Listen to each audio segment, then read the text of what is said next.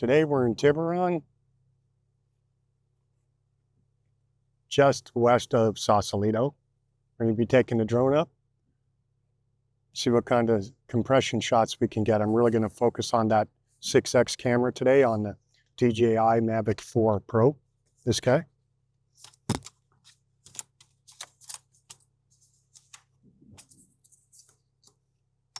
Update on my other one, this is the Fly More combo. My other one got released, and I should be getting it tomorrow. That's my Pro Creator. So like I said before, I'll have a pair of these for professional work. One's for backup and one's for the main. Then I still have my Mavic 3 Pro, which I'll be using for professional work as of right now until everything gets dialed in. So that's it. Let's get to flying. Okay, you can probably hear that wind, so it's windy today. It's going to be a good test for the Mavic 4 Pro. Going to take it out over the bay a little bit there and see if we can do some parallax shots. We'll be screen recording and recording from the drone and the whole 9 yards. Let's get things started here. Pleasure. Yeah. Yeah, what's your... Here in... Yeah.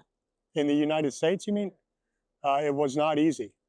I would be interested in buying that second if you would consider. Well, yeah, I know, but I need 2 of them because I do this professionally. So I do a lot in San Francisco, and that could be like, sometimes it's just for me, like today, but on the weekends I always have gigs, and so I need 2 of them. All right. Met some nice people as always. When I'm out, I'll meet people, and a fellow drone pilot. So, all right, it was awesome. He's going to be flying his Mini 4 Pro. So anyway, we are in Tiburon, and I'm going to test the parallax effects of this 6X camera. So that's what we're doing today. It's a beautiful day here. Maybe you can see the Golden Gate Bridge out here. I kind of tried to position this camera for that. So let's see what we can do here. Take off. Aircraft altitude zone. So let's see what we get here. Kicking up some grass. Okay. So let's go ahead and hit the screen record and go. Okay, so I'm setting things up to get the right angles for this parallax effect, looking over Tiburon into San Francisco. So I'm just really after good movement, keeping the background kind of static while making the foreground do the work for us. It's really a great look. This camera is impressive in daylight, maybe not so much at night. We'll talk about that coming up here in a couple of minutes, but I'm just kind of getting things dialed in. And as you'll see here in a minute, we'll start recording and take a look at what this looks like. It's just a great scene in this place with the bay and the city and the island. So let's kick this off. Here we go. And I just want to do some reveals. And get into position, and then, after it's stabilized, then boom, this is when I usually, for my social, there's a little bit of a kick in the beginning and a little bit at the end, and then in the middle I get my shot. So there you go. That's not quite as compelling as I'd hoped, but I continue to swing around here and take in the scene. Some nice hills in the background there.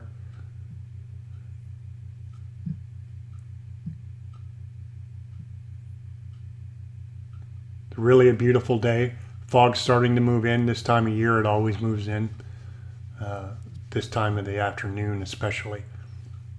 So, and I'm starting to get some signal loss because, I'm getting a ways away. It's not as great as I'd hoped as far as signal goes with this drone, but it's satisfactory enough. Just, if I get behind something, a building or a hill or something like that gets in the way, or you get too low, you're bound to lose signal.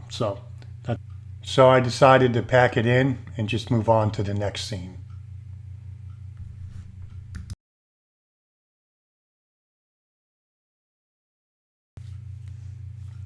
Okay, so let's get into some of the lower light settings. I'm wrapping up a hyperlapse here, and I'll show you what that looked like here in a minute, though I spent about 10 minutes on this one. And here are the results of that. Stabilized, color corrected, and exposure ramped. I'm going to take a look at some of the low light settings on the zoom cameras, the 2.5 and the 6X, which I had higher hopes for this, to be honest. But, you know, it is what it is for these cameras. I mean, if you're expecting something like you're getting out of your SLR or professional level camera with, you know, full sensors, it's not going to happen with this. So, not even the 4 Pro. Then again, I'm really picky about my stuff and how I edit it and all of that. So, this is a look at the city, again, as we did earlier, with Tiburon in the foreground. So I'm kind of getting set up here and dialing in my settings to where I think I can get the best look out of it. You know, to be fair, we don't have a sunset or anything like that, right? So we're in DLOG M, and I think I'm going to abandon this DLOG M, frankly. I know that there's a lot of talk about how it has the best dynamic range, but to me, it has that extra contrasty look, and I'm not really a fan of that. So I'm probably from here on out going to move right back to DLOG and just deal with post-processing noise and stuff like that afterwards. So, okay, I'm getting set up. City's getting some light to it, right? This is kind of a nice look in low light. We've got the amber and stuff like that of the island. So let's take a look at what this looks like when we start recording. So what I did is I just applied the standard LUT to this. I'll add the Mavic 4 Pro LUTs because there seems to be a problem people getting them from DJI. They won't release them officially here in the United States, but they're out there and they're kind of easy to get. So I'll link that in the description. And then I just added a little bit of color correction. So this is the end result of that shot. All right, so let's move on to the Golden Gate Bridge, which really is just a swing around from here. This is such a great location for all these shots, right?